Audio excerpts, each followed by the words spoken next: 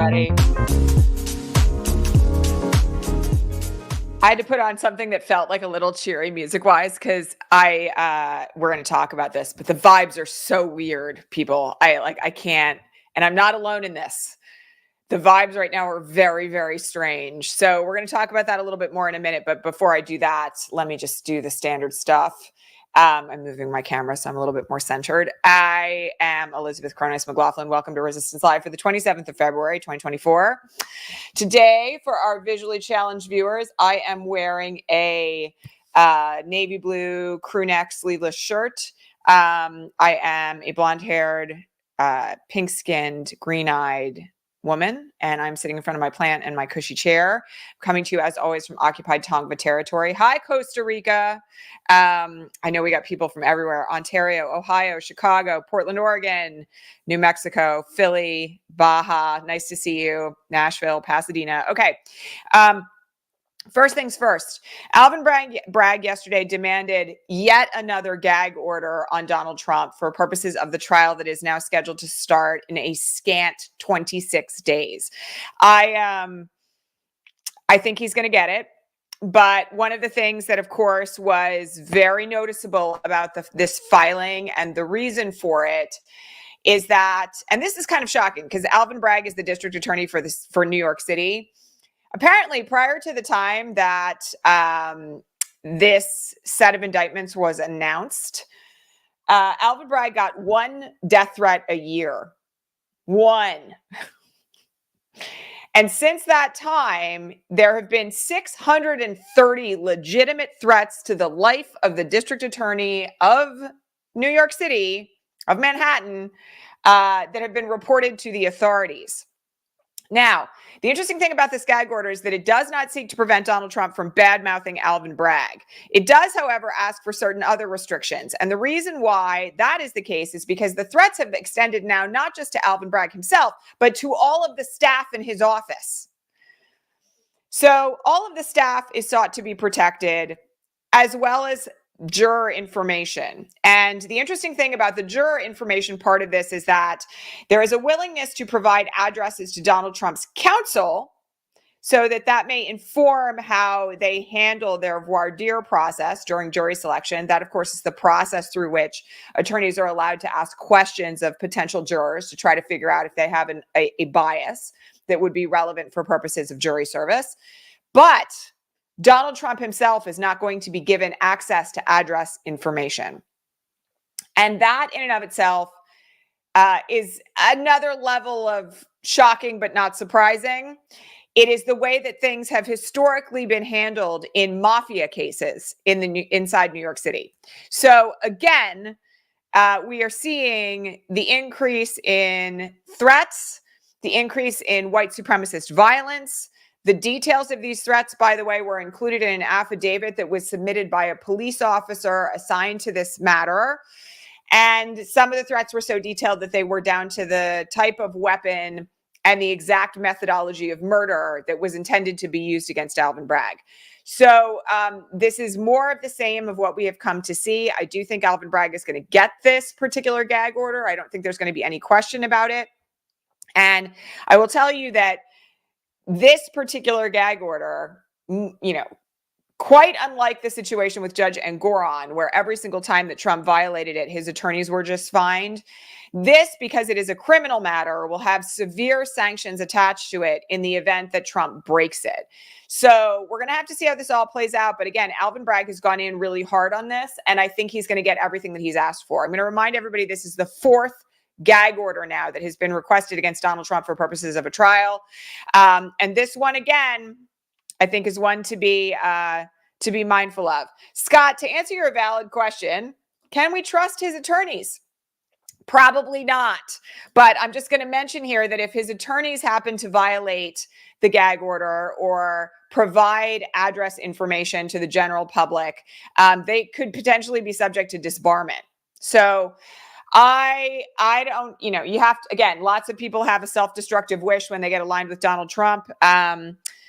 I will tell you all, speaking of which, if you missed Nicole Wallace's first day back yesterday, you should go watch the panel that she had with Sherilyn Ifill and Anthea Butler and Ruth Ben-Ghiat, where they talked about rising authoritarianism inside the United States, because Ruth herself had a very interesting quote, which was basically that, I'm going to paraphrase it, probably won't get it identically right, but that what Trump has done is invite people to their worst selves, and they have risen to the moment.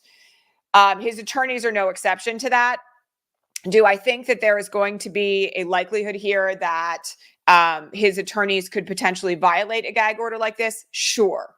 But I will tell you that I think it's a lot more risky to do it in a criminal matter than it is to do it in a civil matter because of the stakes.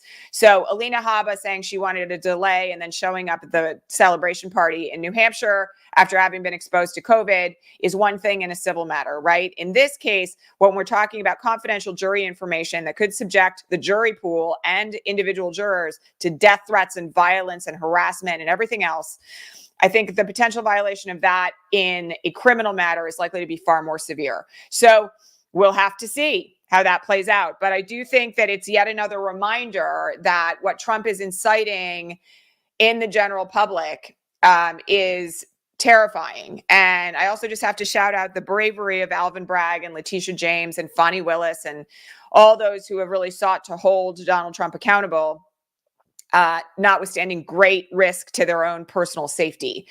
So, so that's that. Now, we had a related question this morning, which was a very good one. I have to say hi to Mimi, who's been in our audience forever, and is an alum of a bunch of our programs. Mimi asked a last minute question this morning, which is worth discussing. Namely, if Trump is, and this may seem like a basic question, but that's what we're here for. If Trump is convicted in the Alvin Bragg matter, he's convicted of election interference, these Class E felonies that have been alleged against him, it's in excess of 30. Let's just say hypothetically he's sentenced and he goes to prison. What happens to the other cases? Well, the other cases continue. And it's not like you get convicted of one set of felonies and everything else gets wiped clean. Another prime example of this that I just want to point out to everybody is we can look at the example of Michael Avenatti. He was convicted in a New York City courtroom of fraud and extortion. And then he was tried here in Southern California for allegations related to theft of client funds. And he's, I think he eventually pled that one out. But regardless, you can be on trial all over the country and you can get convicted in one other place and it's going to continue somewhere else. So he doesn't get a get out of jail free card for the other cases if he's convicted in New York City. Now, the one thing I will say is that ordinarily when someone is, if you're a rational actor, and this is a big if when we're talking about Donald Trump, if you are convicted of one set of crimes somewhere and you are already being sentenced to jail time that, let's just say hypothetically, is decades long, and again, these are Class E felonies, not Class A felonies. So how long he gets sentenced is a little bit up for grabs. But I do want to just mention that in an ordinary circumstance, if you were, let's just say hypothetically convicted of 30 felonies, Class E or not, and you were sentenced to an extensive period of time in prison, what you would be wanting to do in other cases where there were potential criminal charges looming is pleading guilty to a lesser included offense and then trying to get a sentence that ran concurrent, meaning at the same time, overlapping, right? Not consecutive, like here you do time for this set of crimes and then you do time for this set of crimes, but where they are considered overlapping, where essentially you get credit for time served for the other allegations. Do I think that is likely in Trump's case? Absolutely not. And the reason why is that would require him to admit guilt, which we all know that in any ordinary person, you would rationally want to reduce the amount of time that you could hypothetically do in prison. But Trump admitting guilt would be like, a fish trying to ride a bicycle, for lack of a better way of putting it. He cannot, as a malignant narcissist with sociopathic qualities, admit that he has done anything wrong. The other thing that will do is it will not just destroy his own narcissistic supply, but it will also undercut his entire myth-making narrative as a candidate. Again, I just have to point out that we don't know how this is all going to play out, but Trump is not a rational actor. And so the things that we would ordinarily predict are very unlikely here. All right. When he is convicted in the Bragg matter, will he be jailed during his likely appeal? Probably. And, you know, I'm just going to say, I know everybody points to Steve Bannon on this. I have to remind you, Steve Bannon was convicted of a misdemeanor. That is a very different set of circumstances from being convicted of multiple felonies. And I don't think that we're in a situation here where he's just going to be given an ankle bracelet and allowed to wander around Mar-a-Lago.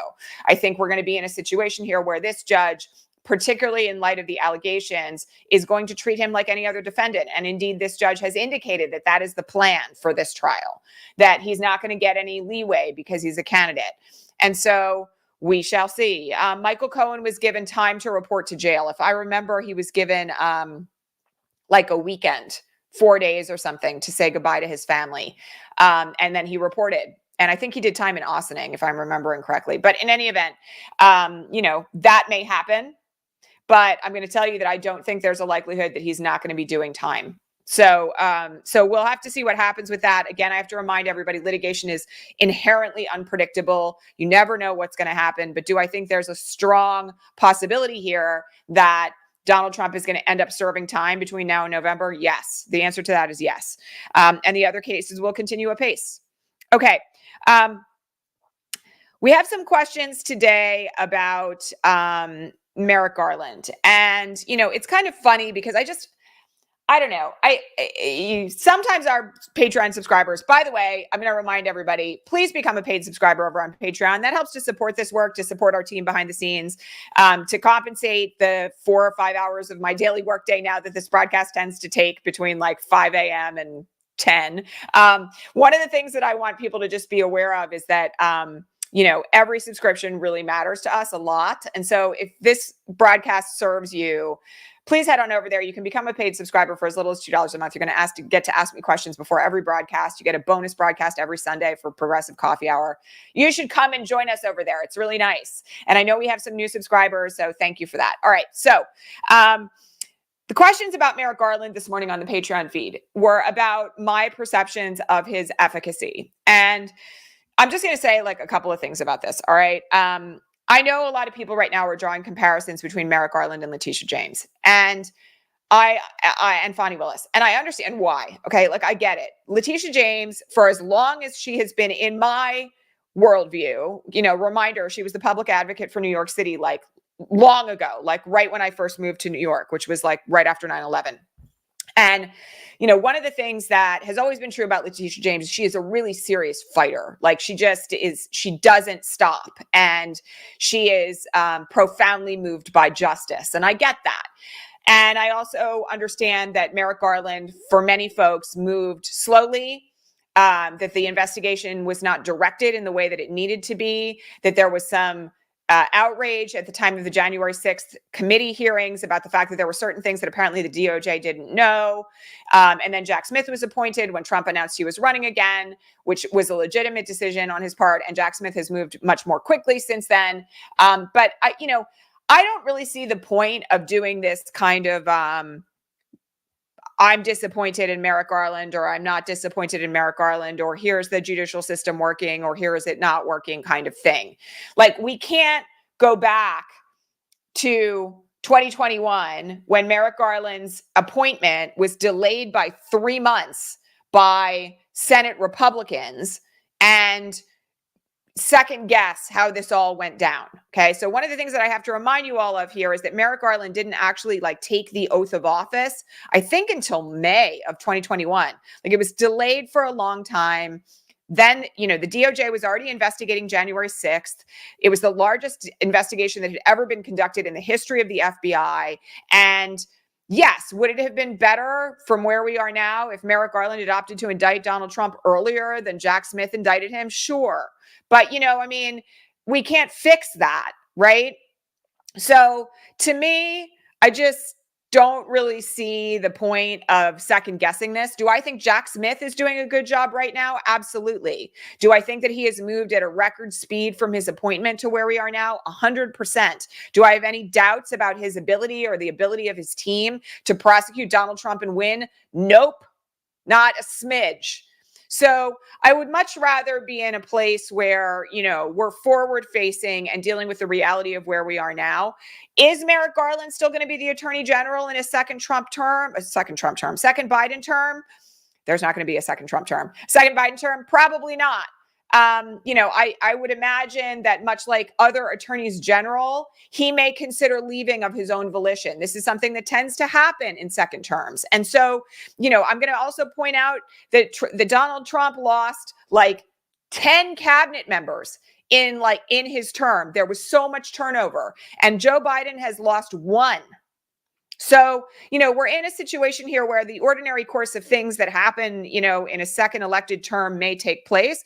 But, I'm not really in a place where we're going to be, looking in the rearview mirror with 2020 hindsight about how things could have been done differently. The other thing I have to remind people of is that, not everything was within our control, right? Like the Republicans, as always, did lots of nefarious things to obstruct the investigation, right? Like Jim Jordan still hasn't responded to a congressional subpoena. Delays in confirming Merrick Garland were not initiated or conducted by Democrats. So, lots of folks have opinions about this. I don't know, man. I'm not terribly bothered by it. Okay, somebody did ask a question about Merrick Garland from the standpoint of the DOJ Civil Rights Division potentially going in to investigate the murder of Nex Benedict. So let me just say this. Not everything inside the DOJ has to be run through the Attorney General. A lot of people, big high profile stuff, sure. But I had teachers when I was in law school who were senior attorneys in the DOJ Civil Rights Division. And, the Civil Rights Division, there is a head of the Civil Rights Division who is responsible for the day-to-day decision-making around what that division does, just like the Antitrust Division, just like the Civil Division, just like the Criminal Division. So, nobody should be under the assumption that, Merrick Garland is going to put the kibosh on the DOJ Civil Rights Division going into Owasso High School in Oklahoma or into that local police department or into the Oklahoma Department of Ed. Okay. Those decisions are going to be made perhaps because of the high profile nature of it with a sign off from Merrick Garland after the recommendation has been made. But is he going to stop it? Hell no. And, the other thing is people have to understand that the DOJ is one of the largest law firms in the world, even though it is in service of justice on behalf of the American people. So, it's not like Merrick Garland is not making every decision inside the DOJ. There's hundreds of attorneys employed there. So again, it's really critical that folks are aware of the way in which these things work. Okay, I'm just going to say one other thing here. I don't think Merrick Garland is an idiot. And I frankly think that it's destructive to American democracy for people to be out here, let alone in these comments, spouting opinions like that. Okay, he may have moved more slowly than you would prefer. But I'm just going to remind everybody that from my perspective, as someone who practiced in federal court for 15 straight years, the speed at which this investigation has been conducted is lightning fast. And, one of the things that people need to be really clear on here is that delays in investigations, let alone when you've got thousands of people being indicted for invading the Capitol on the same set of facts, where each one of those individuals is being prosecuted in a separate court of law in front of a separate judge for separate crimes, is enough to make the process of moving in the direction of indictment of the people at the top of the chain slow. So I just don't want people to kind of do the kind of bashing of, Democratic officials right now who frankly, you know what? When the first moment he had the opportunity and a justification for doing it, he appointed a special counsel who has prosecuted cases at The Hague. Come on. I just I don't really see the point of that. Why are you wasting your energy with that kind of a narrative? So, that's my 2 cents on that. I don't think we should be doing the hindsight thing. We're in a very solid position right now in terms of the criminal cases. And I'm just not going to do it. All right. Today is the Michigan primary. I have to remind everybody to go vote. People, on this feed, in this audience, were, first in line, fourth in line. Thank you, Patreon subscribers in Michigan, for getting out to vote today. Greatly appreciate you. We're going to see what these results are tonight. I also want to point out, because I was asked to discuss this very briefly, that here in California, you have to vote for a Senate candidate twice. This was fun. I did my ballot yesterday, but this has happened to us before. It happened with Alex Padilla. This should be old hat to everybody in California now, but let me just remind you just in case. we are filling Dianne Feinstein's old seat. Yes, LaFonza Butler is in it right now, but one of the things that is happening on our ballot is a special election to fill out the rest of her term, and also an election for the next 6 years. So you have to vote twice for whomever you choose to vote for: Adam Schiff, Katie Porter, Barbara Lee. You've got to literally vote for them to fill out the remainder of the term, which will be from like the November election until January when the new Senate is sworn in. And then whomever you want to vote for the next 6 years. I happen to vote for the same candidate for both, but that's, whatever you want to do. I don't really think we want somebody in there for 2 months and then somebody new. All right. Okay. Ken Chesbro. There's some breaking news about Ken Chesbro in the last 24 hours that is really not good for Ken Chesbro. So you all know we were live on the air when he pled guilty in Fulton County. And that was a very joyous moment here. Like, I think it was last November.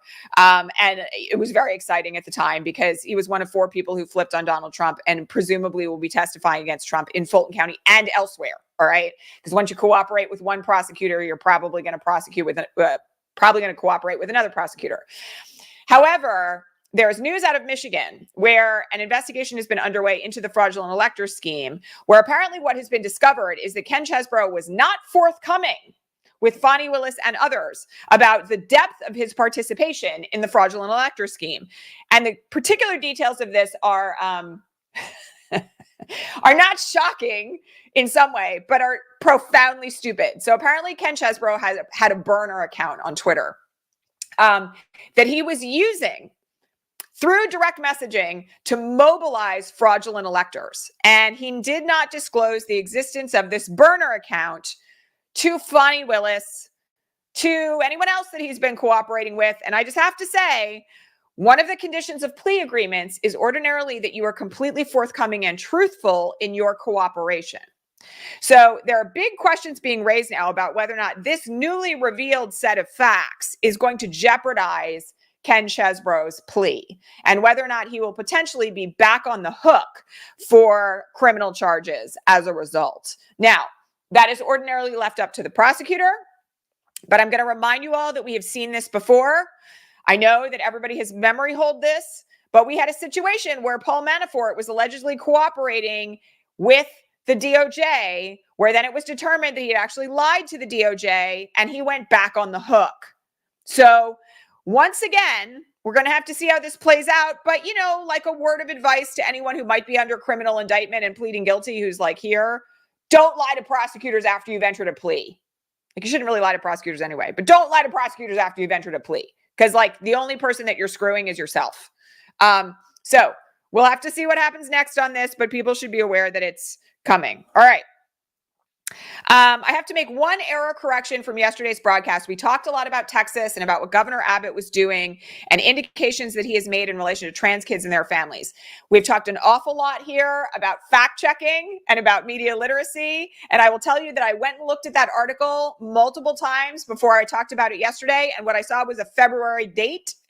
And I did not realize that that particular article that everybody was blowing up about yesterday is actually 2 years old. Now, I do want to say one thing about this. It's not like conditions for trans kids and their families have changed in Texas since then. In fact, they've gotten quite a bit worse. And one of the things that we can reflect upon with this particular reminder of the need to be very aware of everything that you're reading, because even people like me can, occasionally not do all the work that we should be doing on our due diligence. My apologies for that.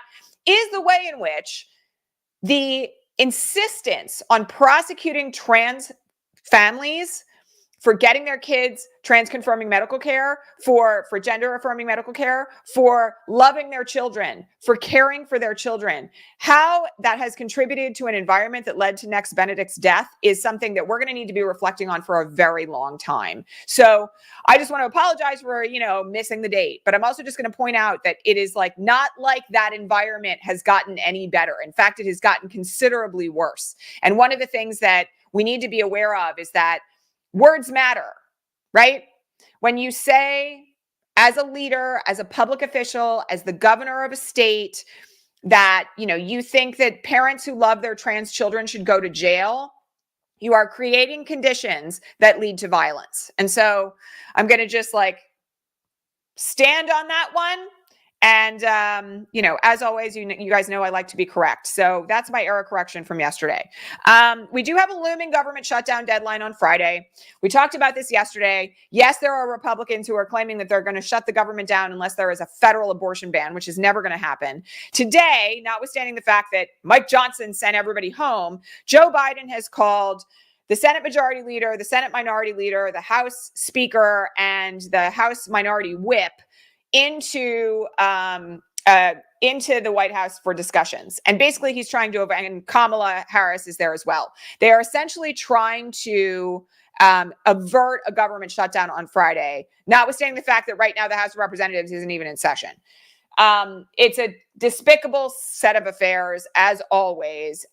Do I think that Joe Biden and Kamala Harris are going to do everything that they can to keep the government open? Absolutely. So again, and Hakeem Jeffries, yes, of course, Hakeem Jeffries as the minority leader.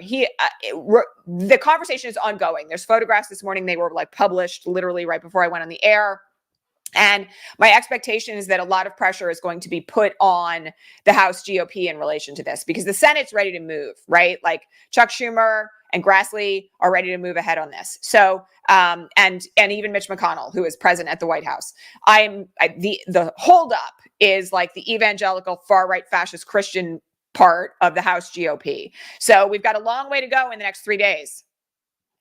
Again, I just want to remind everyone that this gamesmanship is now a regular tool in the House Republicans' toolkit.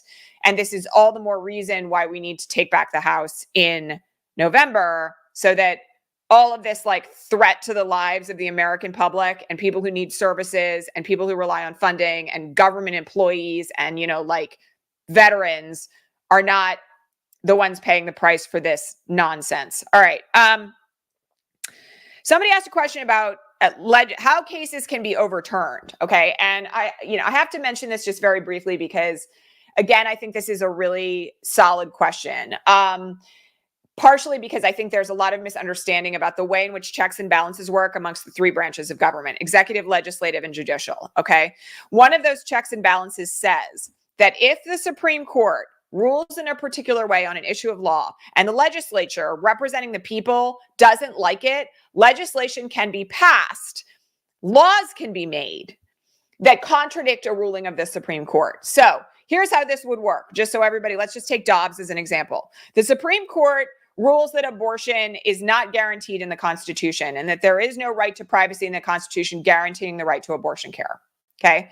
The next thing that happens if you have a blue House and a blue Senate and enough people to overturn a filibuster or a rules change is that those two bodies representing the American people can introduce a bill saying there is a right to abortion nationwide, and that is the law of the United States of America. Okay? Everybody has a right to access abortion care. Abortion is legal. Okay. They write a bill that says that. Now, it's not going to read like that. It's going to be by lines, and there's going to be prologues to it, and it's going to have a special name and all that other sort of stuff. But basically, legislation can be written that says that. And then if it is passed by the House and it is passed by the Senate, it goes up to the presidency. This is the executive branch check, and it is signed into law. At that moment, the Supreme Court, which, by the way, the role of the Supreme Court is to interpret the laws of the United States of America, as long as that law does not run contrary to the Constitution of the United States. So let's just say, hypothetically, it doesn't say it's grounded in a right to privacy in the Constitution. It just literally says abortion is legal. The Supreme Court has no option but to affirm that, because they are not allowed to make law. They are only allowed to interpret law. So that's the way in which it would go. All right. And the same can be said for Citizens United. We could pass laws in this country through the House and the Senate that say there is no corporate money, no super PACs are allowed anymore. No money from anywhere else is allowed into government elections. People have to raise their own money from individual taxpayers. End of story. That's the end of Citizens United. It's over. If you want an immediate example of this, this is what we were talking about yesterday in the context of IVF in Alabama. The Alabama Supreme Court says frozen embryos are people. The Alabama legislature, even as Republicans are like, oopsie daisy, this is really bad for us in an election year, they set about introducing a bill saying IVF is exempt from abortion bans. It's exactly the same thing. If the two houses in Alabama pass that, the Alabama governor signs it, Kay Ivey has said she will, which is insane because she's just so as far right as you can possibly get. But if she signs it to try to save some face for the Republican Party in Alabama, then that Alabama Supreme Court ruling will no longer be the law of the state. Okay, so that's how it works. And this is how checks and balances are supposed to work amongst the three branches of government. The legislative branch and the executive branch can check the judiciary. The judiciary can check the legislative branch, depending on, like, if it wrote on constitutional laws, then they check the legislative branch and the executive branch, okay?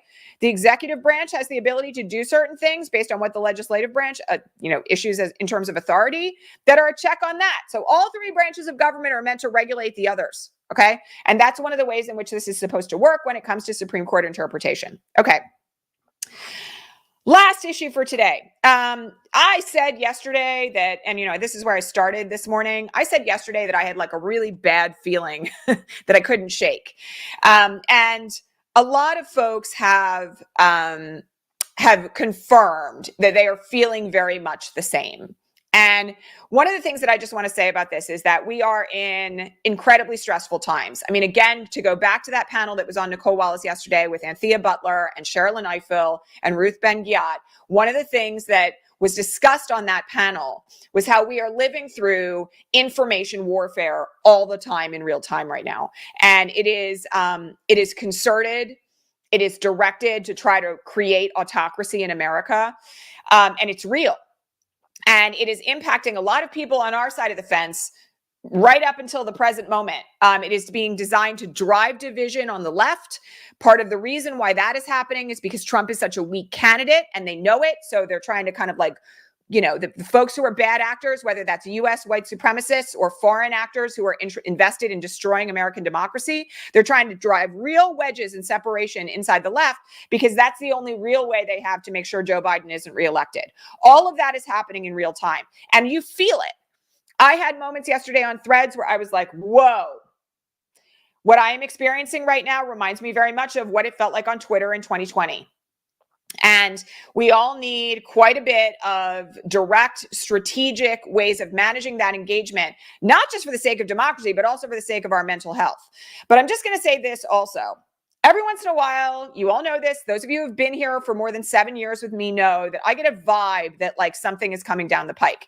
And I'm not going to sit here and claim that that's like, sixth sense or anything like that. But when you're operating in the same information ecosphere, there are moments where like, your hair stands on end. And yesterday was that. And Kimberly Atkins Storr was saying it this morning on Threads as well. And there are plenty of other people who are out there, Amy Berger, others who are out there in like doing activism and organizing and, relational organizing online who are very much in exactly the same boat. So all I want to say about this is, the stress of this moment is real. And while we may not know what's coming next, we do know that we're waiting on a ruling from the Supreme Court on the issue of presidential immunity that has not arrived yet.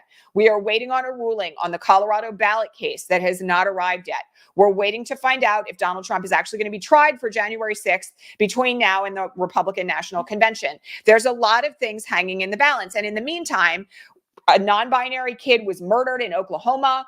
We have the advancement of anti-trans legislation everywhere. People that we love are under threat.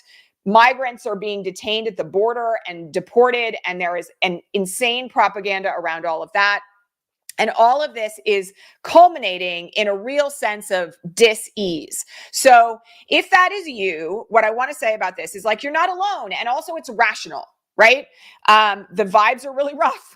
And, these are the moments where I have to say to people, like, it's okay to take a break from the media cycle. It's okay to take a day off. You're not allowed to check out and just give up. But it's okay to take a minute and be like, this is too intense today. I've got to go do something else. Walk my dogs. Take a walk around the block.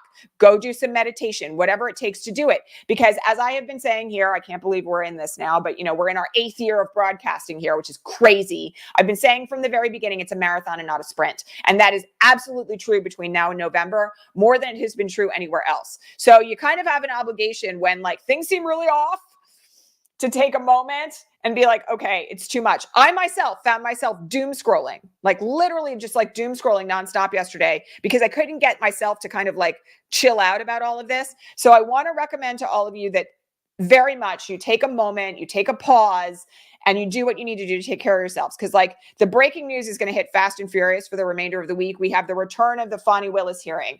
I am not worried about it. Somebody asked me, I'm not worried about it. Like, I'm not worried about it. We talked about this yesterday, and you can go back and watch yesterday's broadcast if you want. We're waiting on these 2 Supreme Court decisions. We have a scheduling conference in Judge Cannon's courtroom on Friday that will determine whether or not he's going to go to trial in the documents case in May. We've got all sorts of looming motions. He filed like hundreds of pages of motions yesterday in Judge Cannon's courtroom. All of this is very intense. And so this is a moment where I want to encourage everyone to please just like, you know, if it's overwhelming, we all know why. All right. And I'm just going to say one other thing here. This is one reason why we are going to be offering this program starting in April on managing disinformation and gaining media literacy, because sometimes you can see it happening in real time. And that was what was happening to me yesterday. I actually was like literally watching things going like, that person is acting in a way that I would ordinarily see from a bot, and that person is getting blocked. This person over here is saying something that is designed to really trigger me and make me angry and upset, but they've got 12 followers. That person is a bot. You've got to be able to recognize this in real time so you can manage it. So stay tuned for that. I want to encourage everyone to please manage where you're at right now. Also, we had more than 1,000 viewers today on the broadcast. So please don't forget to hit the thumbs up on this. Make sure that you subscribe to this channel on YouTube.